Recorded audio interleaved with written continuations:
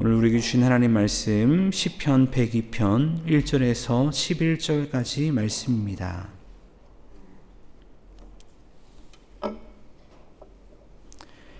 시편 102편 1절에서 11절까지 말씀 우리 한 목소리로 함께 봉독하겠습니다.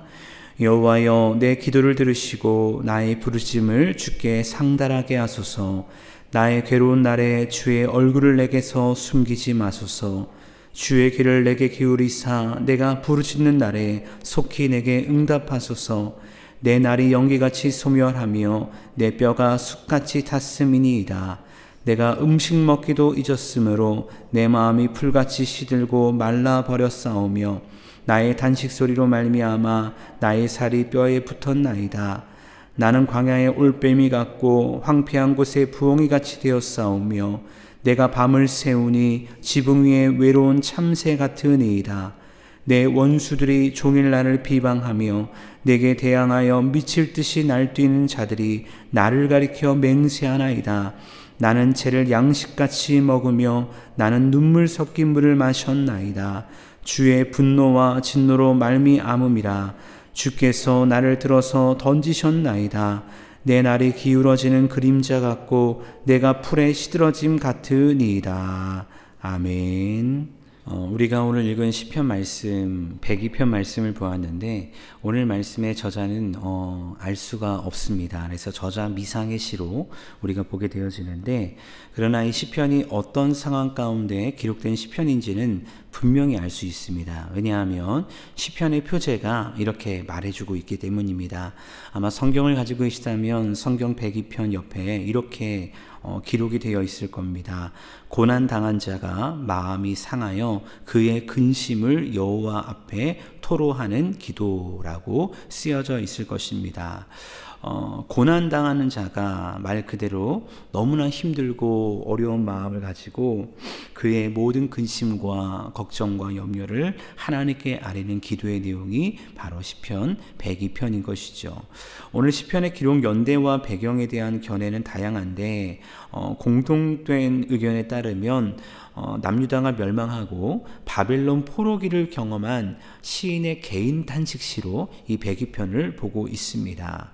우리가 오늘과 내일 시편 102편 말씀을 묵상하게 되는데, 소원하기는 이 말씀을 묵상하면서 각자에게 주시는 하나님의 위로와 하나님의 응답을 경험할 수 있는 귀한 말씀이 되기를 소원합니다. 사실 우리가 말하지 않아서 그렇지 이 세상을 살아가면서 개인의 문제, 가정의 문제, 공동체의 문제 속에서 나름의 고난을 가지고 살아가지 않습니까? 그렇게 성경에 나오는 수많은 이야기는요, 사실 오늘을 살아가는 우리들의 수많은 이야기가 성경에 기록되어 있는 것이죠. 사랑하는 여러분, 우리가 기억했으면 좋겠습니다. 우리 하나님께서는요, 우리의 상처와 우리의 상황과 우리의 환경, 우리의 아픔을 다 알고 계신다는 것입니다. 그래서 어찌 보면 이것을 전제로 할 때 우리는 이런 오해를 할 수 있습니다. 다 아시는데, 다 아시는 분이 전능하신 하나님이신데 왜 이런 고난과 역경을 우리에게 주심으로 말미암아 우리를 훈련하시는 걸까라는 생각을 하게 되어진다는 것입니다. 근데 그런 상황 가운데서 눈에 보이는 고난만을 묵상하게 되면 어떻게 될까요? 하나님에 대한 원망이 생겨나면서 불신앙이 싹트게 되는 것입니다. 그러면서 사탄은 이 기회를 놓치지 않고 우리로 하여금 하나님으로부터 멀어지도록 우리의 마음과 생각을 격동하기 시작하는 것이죠. 마귀로 틈을 주지 않아야 되는 이유가 바로 여기 있는 것입니다. 그렇게 혹시 우리도 오늘 시편 저자처럼 고난의 강을 건너고 있다면 우리가 해야 할 일은 무엇인가? 바로 오늘 말씀처럼 하나님께 토로하는 것입니다. 고난 당할 수 있다는 것이죠. 마음이 상할 수 있다는 것입니다. 근심할 수 있다는 것입니다. 그런데 오늘 시편 저자처럼요, 하나님 앞에, 여호와 앞에 우리의 마음을 토로하는 것, 그것이 바로 우리가 해야 할 것이라는 것입니다.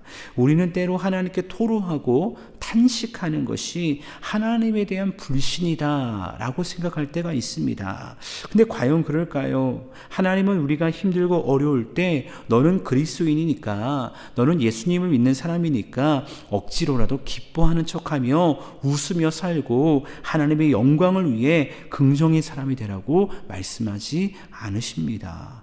오히려 그 상한 마음, 어려운 마음, 근심의 마음을 가지고 나에게 와 부르짖으라 라고 말씀하신다는 것입니다.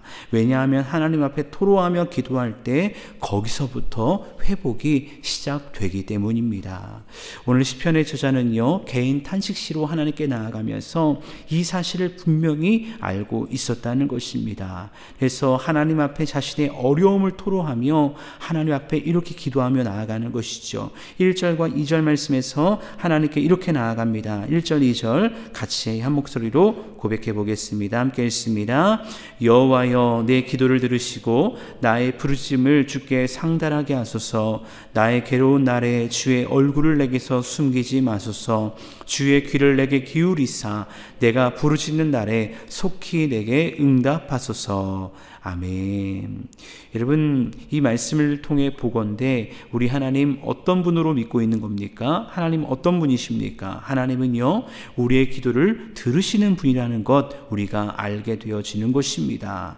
그렇게 시인은 하나님께 이렇게 호소하며 나아가지 않습니까? 나의 부르짖음을 주께 상달하게 하소서. 내가 부르짖는 날에 속히 내게 응답하소서. 여러분, 내가 믿는 존재가 아니라고 한다면 그렇게 부르짖을 수 있을까요? 간절하게 나아갈 수 있을까요? 누군가에게 간청을 한다고 한다면 간청하는 그 대상이 해결자라는 믿음이 있을 때 간청하는 것입니다. 해결할 수 없는 사람에게 간청하지 않습니다. 저 사람이, 저 상대방이, 저 신이 나의 모든 문제를 해결할 수 있을 거야 라는 믿음이 있을 때 간절히 구하며 부르짖으며 나아갈 수 있다는 것입니다. 근데 이렇게 부르짖는 이유가 무엇일까요? 앞서 설명했던 것처럼 고난 때문인데, 오늘 본문 말씀 가운데 이 시인이 당하고 있는 고난이 무엇인지 3절 이하의 말씀을 보면 말하고 있다는 것입니다. 그리고 어떤 지경에 처해졌는지 3절에서 5절까지 말씀 보면 이렇게 말하고 있죠. 내 날이 연기같이 소멸하며 내 뼈가 숯같이 탔음이니이다. 내가 음식 먹기도 잊었으므로 내 마음이 풀같이 시들고 말라 버렸사오며 나의 탄식 소리로 말미암아 나의 살이 뼈에 붙었나이다 라고 고백하고 있습니다. 여러분, 사람이 살면서 최고의 고통을 느끼는 질병 중 하나가 화상이라고 합니다. 사람이 화상을 입으면 화상을 입는 순간부터 치료되는 과정까지 상상도 할 수 없는 고통 속에서 하루하루를 살아간다고 한다는 것이죠. 근데 오늘 시편에서 시인이 무엇이라 고백합니까? 자신의 상황을 빗대어서 내 뼈가 숯같이 탔음이니이다 라고 말하고 있습니다. 여기서 뼈는요, 주로 사람의 힘과 건강을 의미합니다. 그러니까 뼈가 숯같이 타버렸다는 것은 무엇을 의미하냐면요, 온몸이 불에 타는 것처럼 육신의 고통에 처해져 있다는 것을 말하고 있는 것입니다. 5절 말씀을 보면 이 고난과 탄식의 상황으로 인해 나의 살이 뼈에 붙어버렸다 라고 말하고 있는데, 그럴 수밖에 없는 이유가 4절 말씀을 보면 너무나 큰 고난과 역경으로 인해서 시인이 음식을 먹기도 잃어버렸다고 말하거든요. 시인의 마음도 얼마나 깊은 낙심이 왔는지요, 깊은 절망에 빠져서 풀같이 시들고 말라버렸다라고 말하고 있는 것입니다. 여러분, 얼마나 힘들고 어려웠을까라는 것을 우리가 방금 읽었던 3절, 4절, 5절을 통해 짐작해 볼 수 있습니다. 근데 이어진 말씀을 보면 이런 상황보다 이 시인의 마음을 더 힘들게 하는 것이 있었는데 그것은 무엇이냐?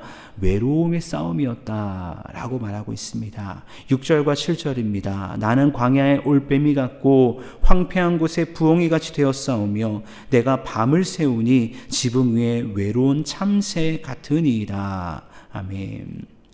시인은 자신의 처지를요 이렇게 묘사합니다. 광야의 올빼미, 황폐한 곳에 부엉이라고 말합니다. 시인은 사람이기 때문에 밤에 잠을 자야 되는 거죠. 휴식을 취해야 합니다. 그런데 계속되는 고난 때문에 밤을 새우는 올빼미와 부엉이처럼 잠을 자지 못한다라는 것을 이야기하는 것입니다.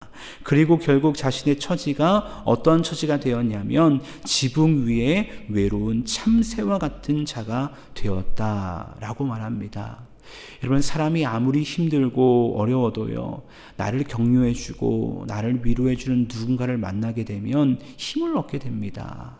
근데 이렇게 앞선 말씀 가운데서 보았듯이 내 뼈가 숯에 타는 것 같고 살이 뼈에 붙은 것 같이 된 이 시인이 너무나 외로운 지경, 그 누구도 나를 위로해 주지 않는 그런 지경이 되어서 내가 외로운 참새가 되었다, 보잘것없는 그런 존재가 되었다 라고 고백하고 있는 것이죠.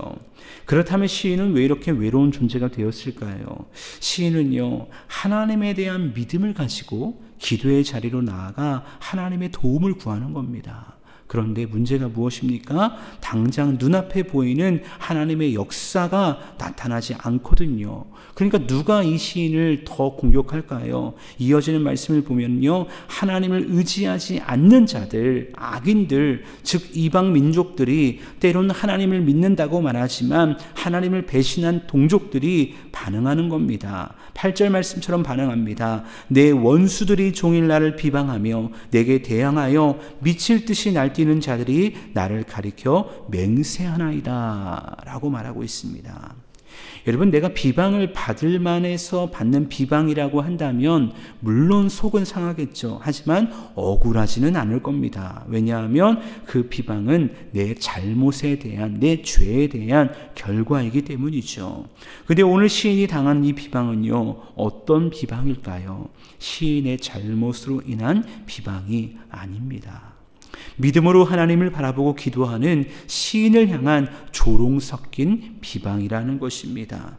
어찌 보면 이 비방은요, 시인이 믿고 따르는 하나님에 대한 비방이기도 합니다. 그리고 더 나아가 그들은 시인을 향한 맹세하였다라고 말하고 있는데, 이 맹세는 어떤 맹세일까요? 시인을 향해 이렇게 말했을 것입니다. 너가 믿는 하나님 계시지 않다. 너가 믿는 하나님 너에게 응답하지 않을 것이다. 너와 너의 민족은 끝났다 라는 조롱 섞인 맹세가 그들에게 바로 들려졌을 것입니다.